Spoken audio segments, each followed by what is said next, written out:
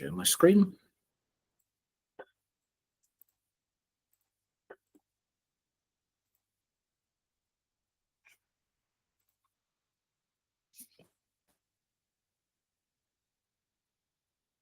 Hello and welcome to the Techy Thursday updates for April 2025 on VE Day today, the 80th anniversary, and we'll just walk through some of them. Some of them will be applicable to some of you, and some of them may not be, just depending on what your setup is. So the first one, for example, is if you're using in particular Logitech hardware in order to sort of like use Google Meet, then you now have within the admin console a way of enabling continuous framing. So it's just I don't know if anyone's using the Logitech hardware, but they've now included it so that you can actually set the default settings on the frame rates and things like that. Next one here is updates to Notebook LM and Notebook LM Plus.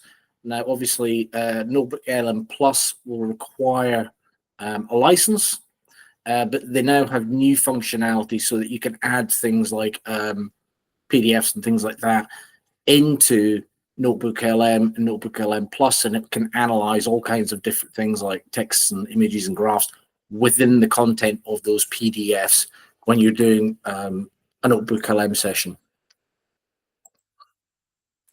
This next one is for Gemini again. So a lot of these updates are to do with Gemini because AI is all the big thing to do.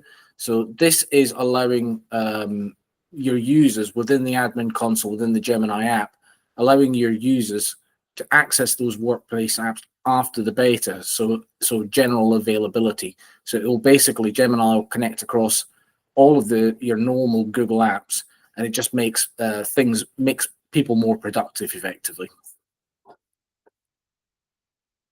And again, it says it's going to transition the workplace apps, formerly known as workplace extensions. It's going to transition soon from open beta to general availability. I believe it's now in general availability, but you need to check that. This next one again, I told you it was all about Gemini. Notebook LM and Gemini apps are now core services.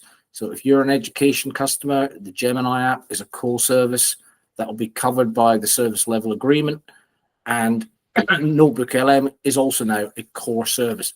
The Plus, however, the Notebook LM Plus is a premium. So you need to have, like I said previously, you would need to have a Gemini Education or Gemini Education Plus license in order to use that.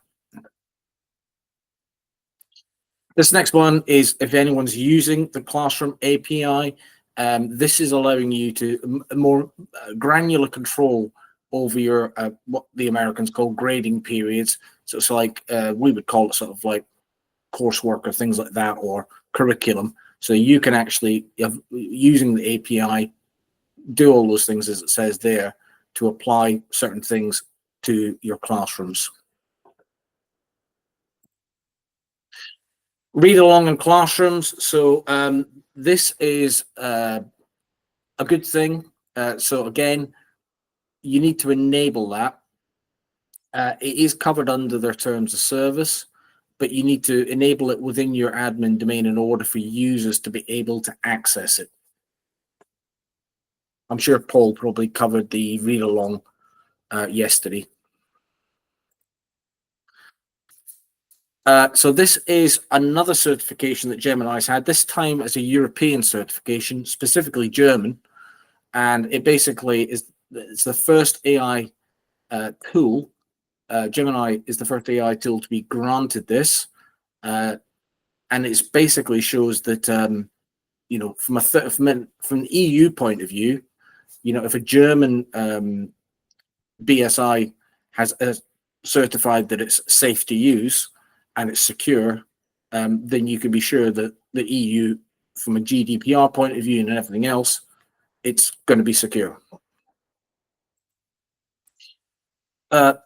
This one is basically allowing your users access to the new features. So this is basically allowing your users, if they are using Gemini, you can now within the admin console allow them to give them access to new features that have come along, and you can turn it on for just a subset. So you can turn it on for just one OU if it's sort of like think about it as like a beta feature of Gemini, but it's not in general circulation. So if you don't want it to be out there for everyone, just turn it on for a subsection, like one OU, for example, your staff OU or something like that, or your a particular set of users or a particular group of users, so that they will get access to the latest things that are coming down the line with Gemini AI.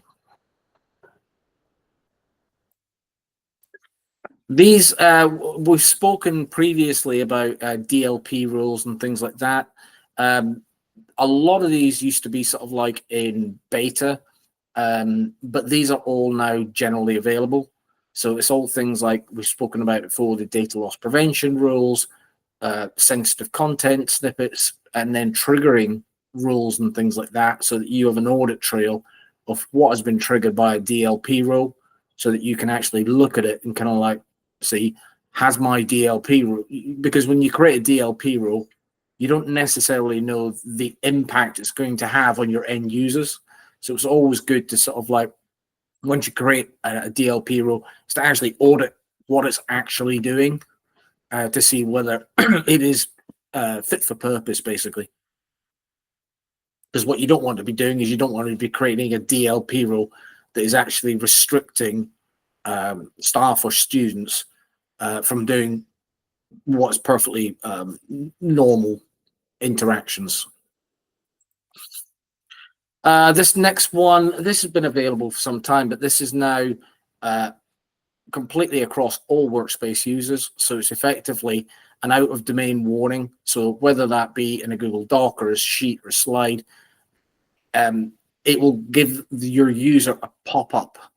So, and it'll also give your users, you can see on the right hand side there, it'll give your users the ability to report something if it's, for example, it's shared externally by someone else and it's, for example, abusive, be able to report it, and then you as an administrator will be able to pick up on that report. It's always useful if people are sharing outside of your domain, that there is that, you know, are you aware you're sharing it outside the domain? This one is you know, we all like emojis. I get told off by my brother because I always send him emojis, and he's kind of like, do you always speak in pictures? I'm just kind of like, well, not all the time. But if you want people to be able to react to an email, for example, with an emoji, you need to turn it on. So it's off by default at the domain level, but it gives you the breadcrumb trail there. Admin console, apps, Gmail, end user access, emoji reactions. You can either turn it off or turn it on. So it's entirely up to you. And that's it. Nice, short and sweet. Next updates, Thursday, June the 5th. There were, I have to say, there were some other updates that I didn't include. And those updates were mainly around additional language support. And I just thought that unless people are particularly interested in the fact that chat is now available in Swahili, but I didn't think it was necessary in this particular group to include those. So, and I'm sure Paul, I didn't include any of the end user updates because that's what Paul does on a Wednesday. Yeah, he did. To be honest, James, he covered all the language updates and whatnot yesterday. So yeah, that was indeed covered off. I guess for me, just maybe anybody wants to just comment just on that sort of Gemini with the sort of almost beta testing release, if you like, of new features amongst people within your organization or groups. Is that something that you would kind of welcome maybe across other Google products as well, rather than just this is an update, everybody gets it, you know, or would you prefer to be able to do that like with the Gemini one, where you could give it to say 2 or 3 people to test and see what impact that would have on maybe your, you know, users or your domain and whatnot? Just thoughts on that. I think having control is always good, isn't it? So if that's going to be a new approach, and having that ability to turn it on for a group or an OU is definitely beneficial. It's an approach that I've taken before in terms of only turning settings on for a subset just to see how that goes, but it's kind of being built into their advice around, it's the same sort of thing around, always make sure that you've got 5% of your Chromebooks on the beta channel so that you can wheedle out any issues before it hits the domain as a whole. Yeah, I was going to say exactly that, Dave, is that, when it comes to Chrome OS updates, a lot of admins will certainly have a certain percentage for the latest update, but not the whole fleet of Chromebooks, because if there is they're pushing update down and there is a big problem, you don't want your entire fleet of Chromebooks being knocked out, do you? Yeah. Yeah, and it's referenced, isn't it, in the admin exam? That should actually be that is good practice. It's what people should be doing. So it's certainly how we work, and it seems to it's caught a couple of things for us over the years that would have been problematic on the wider scale. Can I just ask a question with regards to the read along setting? You said there's a setting that needs enabling. Now it may just be that it's not rolled out to me, but read along in my admin panel is purely on or off. Sometimes it can be, they can hide settings, can't they? So I've gone through apps, Google Workspace, read along, and it's on or off. I don't know. Do you have a thumb trail for where the setting is to allow uploading? Because I've read in other groups that people have allowed it, turned it on, and then it disappeared. And I looked for a setting and couldn't find it. And I've just done the same again now. Let me see if it's in my admin. Just check for you, Dave. I know sometimes you might get a little bit of a preview on yours, but mine's the same as yours, Dave. It's yeah. Thanks, Stuart. And in terms of what you said about control, I totally agree. The more granular we can be, the better for us, to be honest with you. The point about the Chrome OS is something we don't do. We have had problems recently with certain versions of the Chrome OS, and Google becoming incredibly slow, especially with Classroom. When you're trying to troubleshoot, it's a nightmare because you don't know whether it's your Chromebooks, it's your Wi-Fi, it could be anything. But they actually said it was happening on PCs, on wired devices as well. So it kind of pointed at Google, but it seems to sort itself out. I thought you were saying you don't know if it's your wife at first, then, when you said it's your Wi-Fi. I've just checked, Dave. The read along, it's either on or off. That's the only setting you've got. Yeah, so I thought you said in the slides it referenced a setting to allow upload or not. That's a new release, isn't it? Read along's obviously been around for a long time, but allowing the upload of material to read along. I thought the slide had said that there was a setting for that. No, it just says existing Workspace customers who signed up for education before July 2024, read along in the classroom is available as a service that will be covered under the Workspace terms of service. You can enable read along in the admin console. Okay. I must have misunderstood when that was displayed. Sorry. Yeah, that's okay. Can I ask you a question about, you mentioned DLP, setting up rules for trapping, certain things based on word lists or whatever. I find it difficult to use the investigation tool to actually find what's triggered the DLP rule. It just gives you a high-level overview, and the information that's provided on the screen in the Google admin interface isn't particularly helpful. Any experience of using it successfally? Your DLP rules, if they're triggered, if you're on Education Standard or Plus, Stuart, if you go into the security center in the dashboard, you can run a report directly, and it will pre-populate that investigation tool to see exactly what DLP rules triggered. I can see which DLP rules triggered, but I want to know why it was triggered. But it's actually getting down. If it's like I've got DLP rules on, put it on chat and email, especially for our learners, and I've sort of imported a bad word list just to weed out the sort of the bad language and things. But obviously, I've got that in monitor only mode at the moment, and it's been triggered quite a lot. And when I go into the tool, it gives me like a grid, but it doesn't actually tell me, okay, it's triggered this rule, but it doesn't actually tell me why it's triggered this rule. You get me? I want to know which word has triggered it. Right, I see. So you can't actually see the content of the either conversation or not even if you drill down in the investigation tool. no, I couldn't see it. I couldn't find a way of getting actually into that. The only way I found a way of doing it is going into a vault, and that's just long-winded then. Right. Like I say, I don't use it on a regular basis myself because I'm not in the school. But we haven't been, but we want to. But obviously, Dave, have you got any experience with that? We tend not to use DLP, if I'm honest. I appreciate where you're coming from, in that sometimes the investigation tool has some limits. The way I tend to approach it then is that's kind of shone a light on an area for me to investigate, and then I'll go away and use other tools, whether that's our web filter logs or Sensor or Classroom Cloud, whichever the school's using, because that then allows me to go the rest of the way in with the investigation. It would be ideal if that was seamless from beginning to end, but I think that's the only way that I've found that I've been able to do certain things in there.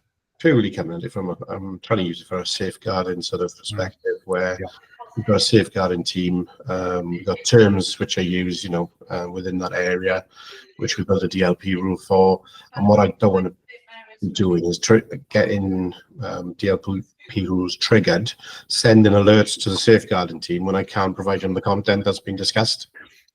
If I'm honest, Stuart, I don't think that's what DLP is designed for. And I can understand that there would be a very logical reason to use it for that, but it's the DLP, it's data loss. We're not trying to. It's not designed for safeguarding or for behaviour, which sometimes that can come down to. And I think in that situation I would be reliant on one of the. Do you use anything like Sensor or Classroom.cloud or Impero?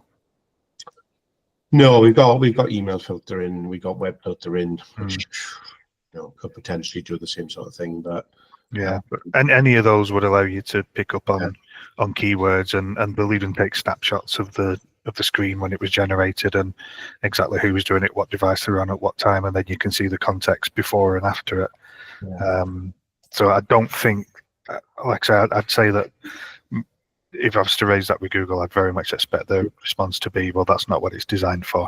Yeah, I mean, I come across this quite a lot, is that people, when they sign up for Google for Education, for example, they think because it's for education, that they get their new brand spanking new domain, and they think it's actually built for schools, and it's not. It's not. You have to set a domain up for a school or for a college the way that you would want it to be. But the one thing that Google will never say that they do is safeguarding and filtering. They just don't do that. Yeah. Especially just with you've got chat. As soon as you open chat up, it's another channel, isn't it, for people to communicate and potentially do all sorts of things they shouldn't be doing. So I was looking for a way to try and stop that. You know what I mean? Yeah, I mean, I know Dave's not a fan, but I used to use, when I was in schools, I used to use Securely, which is cloud-based filtering. If anyone typed in a bad word, or they were in chat or an email or doing something, or even in a Google Doc, what it would do is take a screenshot of that person's screen without them even knowing it, and then it would automatically send it to who I designated needed to see it. So the safeguarding officers. So they would get a screenshot real time saying, this person on this computer, this is what they were looking at, this is what they were typing, and then they could act on it straight away. Yeah. And it didn't even come to, because safeguarding wasn't my reason. Our email web filter can do it, but it's got issues. So I was trying to find a way around it, a quick fix, or an alternative for until they resolve the issue with sort of SSL inspection and stuff. So it's I just thought, I could use it for this, and then obviously. Well, to get the SSL inspection and all the rest of it, if you do it cloud-based, based on the user logged in, you're logged into a Google account. Like their Google account, it doesn't matter where they are. They could be at home, but if they start searching up on Google, and I came across this myself. I was at home, and someone typed in there was a residential school, and someone was up middle of the night on a Chromebook typing in how to kill themselves, and I got a screenshot and was able to, that was sent straight to the safeguarding officer. Yeah, that's where we want to get to. I mean, it may be time to look at your filtering solution if it's not delivering what you need, but I don't think that DLP is a suitable substitute. Okay, fair enough.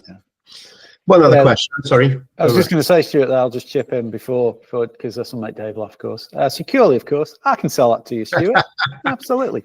I had a look at it before. I wasn't. I wasn't a fan. One of those things, It's obviously, whichever path you choose, if you've got something in mind, if it's something we support, then I'd be happy to get involved in that. Otherwise, we will wish you well with whichever platform you decide to go for. But I think it probably is, listening to the comment from James and Dave, it's probably something that might be the solution. It might not be the free solution, but it might be the solution you're looking for, Stuart. Sorry, you had another question, I think. Totally sort of off topic of what we've discussed today, but I know we talked about it before. Synology backups of Google. Anybody got experience of it, and are there any limits if we did have an on-premise sort of array of disks that we're going to use a backup sort of tool to back up to? Synology, I've seen one. Are there any limitations from a Google perspective with the amount of data you can transfer from the workspace to on-premise? Is it rate limited? It's an API connection, and obviously they control the number of connections you can have. But has anybody had any problems using it? No, it works well for us. I've looked at Red Store. I looked at James will remind me what the 3-letter acronym of the company that we looked at with you was. AFI. AFI, thank you. I always remember that as API for some strange reason. And they are great, and I would say they are better than local storage in terms of when you come to restore. If you have to restore a full domain, that would be a challenge. But the cost was just prohibitive for us. Interestingly, I've been asked to talk about backups at the Google Admin Summit this year, so I might even be coming back to you to have another look at AFI and get an updated picture of it, because I want to make sure that what I share is relevant and up to date, and I'm not providing misinformation to anyone. So that's something that I'd like to speak to you at some point about, James, if you've got the time and the willingness to do that. No problems. In terms of Synology, we've once you've done your initial seeding of the data, which is what takes the time, and that's predominantly based upon your bandwidth from your internet pipe.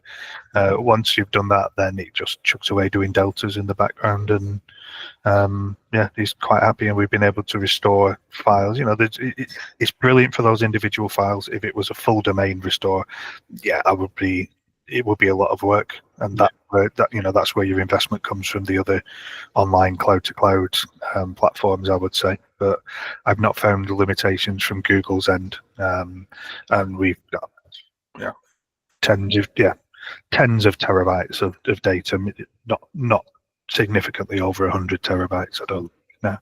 Yeah, we're about 50 or 60 terabytes, I think. Yeah. So I've not found an issue with that. Okay, great, thank you. And the other thing I have found is after we bought Synology for backup, is that it's got a really good CCTV software built in, and we've now moved to using Synology for CCTV as well. Okay, interesting. Which was it was an accidental discovery by one of my network managers who kind of moved. He was unhappy with what they had, and there's a lot of very poor CCTV software out there. He was unhappy with what he had, and he basically pointed a couple of the cameras to Synology. Went, "Oh, this is really good," and we've since started a migration for the trust to all schools to Synology on that. So, just an aside, it has. Yeah. We're building a new campus over the next 4 years, and one of the things is to review our CCTV. So yeah, thank you.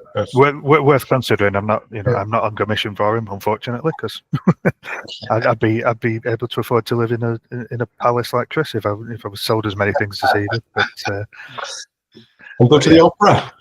Yes. Yeah. Yeah.